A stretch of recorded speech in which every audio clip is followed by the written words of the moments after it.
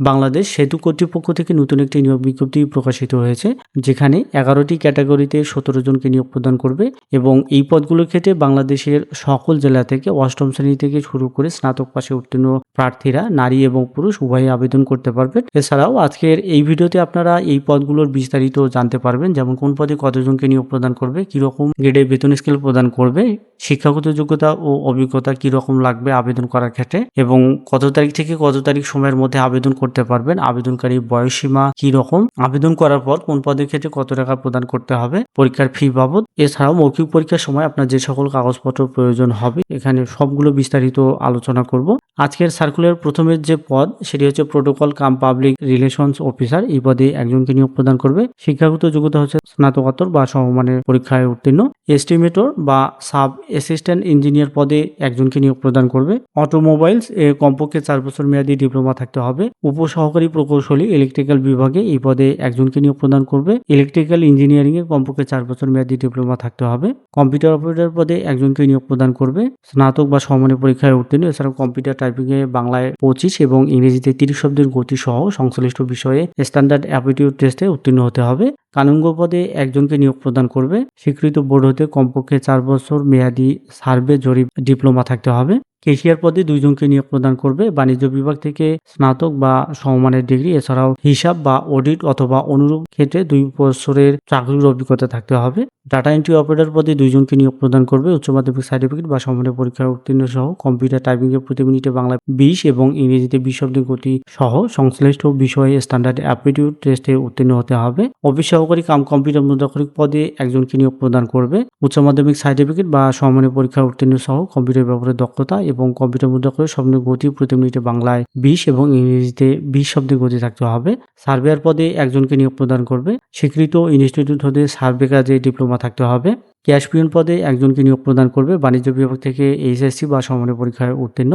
Office সহায়ক পদে 5 জনকে নিয়োগ প্রদান করবে। মাধ্যমিক স্কুল সার্টিফিকেট বা সমমানের পরীক্ষায় উত্তীর্ণ হচ্ছে শিক্ষাগত যোগ্যতা। আমি আবারও বলছি, এই পদগুলোর ক্ষেত্রে বাংলাদেশের সকল জেলা থেকে নারী এবং পুরুষ যারা এসএসসি থেকে স্নাতক পাশে উত্তীর্ণ তারা আবেদন করতে পারবেন। আবেদনকারীর বয়সসীমা নির্ধারণ করা হবে 2রা এপ্রিল 2026 খ্রিস্টাব্দ তারিখ অনুযায়ী। সর্বনিম্ন হচ্ছে 18 এবং সর্বোচ্চ 32 বছর। এছাড়াও যারা বিভাগীয় প্রার্থী হিসেবে আবেদন করবেন তাদের ক্ষেত্রে সর্বোচ্চ বয়সসীমা সম্ভাব্য হচ্ছে 40 বছর। আপনারা সরাসরি bba.teletalk.com/bd এই ওয়েবসাইটের মাধ্যমে আবেদনপত্র পূরণ করতে পারবেন। অনলাইনে আবেদনপত্র পূরণ এবং আবেদন ফি জমাদানের শুরুর তারিখ ও সময় হচ্ছে 2রা এপ্রিল 2026 খ্রিস্টাব্দ সকাল 9টায় শুরু হবে এবং শেষ হবে 30 এপ্রিল বিকাল 5টায়। এই সময়ের মধ্যে আপনারা আবেদন করতে পারবেন এবং পরীক্ষার ফি জমা দিতে পারবেন। আবেদন করার সময় আপনার ছবি এবং স্বাক্ষরের প্রয়োজন হবে। ছবি এবং স্বাক্ষরের সাইজ এখানে দেওয়া রয়েছে, এই অনুপাতে আপনারা রিসাইজ করে আপলোড করবেন নির্ধারিত স্থানে। এরপরে আবেদনপত্র যখন সাবমিট করবে তার পরবর্তী সময় থেকে পরবর্তী 72 ঘন্টার মধ্যে যে কোনো টেলিটক প্রিপেড মোবাইল নম্বরের মাধ্যমে 2টি SMS করে পরীক্ষার ফি প্রদান করতে পারবেন। এক্ষেত্রে 1, 2 এবং 3 নম্বর পদের ক্ষেত্রে 223 টাকা, 4 থেকে 9 নম্বর পদের ক্ষেত্রে 112 টাকা এবং 10 থেকে 11 নম্বর পদের ক্ষেত্রে 56 টাকা, এবং যারা কোটায় আবেদন করবেন তাদের ক্ষেত্রে সকল পদের জন্য শুধুমাত্র 56 টাকা প্রদান করলেই হবে। এই টাকাটা যেভাবে SMS এর মাধ্যমে প্রদান করবেন সেই প্রসেসটি এখানে উল্লেখ করা রয়েছে, এই অনুপাতে আপনারা SMS করবেন। পরবর্তীতে আপনারা যখন প্রবেশপত্র ডাউনলোড করবেন, যাদেরকে মোবাইল ফোনের SMS এর মাধ্যমে জানানো হবে তারাই ডাউনলোড করতে পারবেন।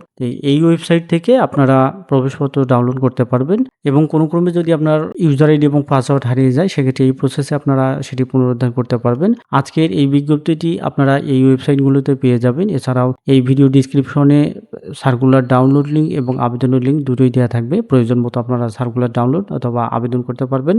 যদি অনলাইনে আবেদন করতে কোনো প্রকার সমস্যা হয় সেক্ষেত্রে আপনার টেলিটক নম্বর থেকে 1-to-1 অথবা এই মেইলে যোগাযোগ করবেন। তবে মেইলে যোগাযোগ করার সময় মেইল সাবজেক্টে organisation name, post name, applicant user ID এবং কন্ট্যাক্ট নাম্বার অবশ্যই উল্লেখ করতে হবে।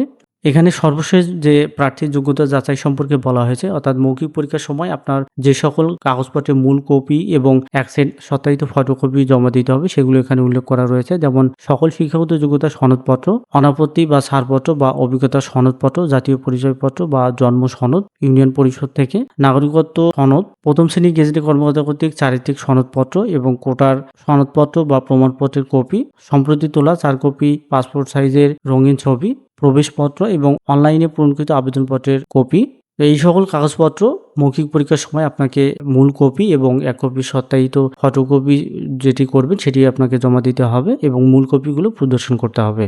আপনার আবেদন সংক্রান্ত যেকোনো সহায়তার জন্য আপনারা এখানে যে নম্বরগুলো উল্লেখ করা রয়েছে, এই নম্বরে আপনারা যোগাযোগ করতে পারবেন সকাল ৯টা থেকে বিকাল ৫টা এই সময়ের মধ্যে, এবং এই মেইলেও যোগাযোগ করে সাহায্য নিতে পারবেন।